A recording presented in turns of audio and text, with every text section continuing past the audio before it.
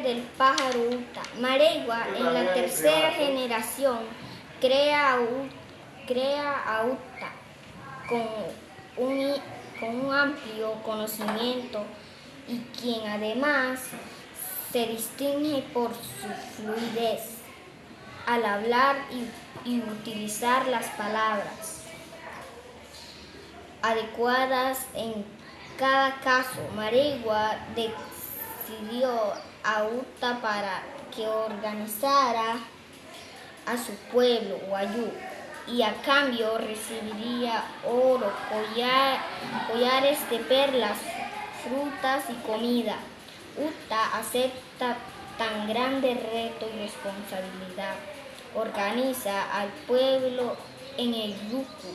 Sin embargo, con su nobleza solo escogió el collar de perlas y se lo puso, quedando identificado con él.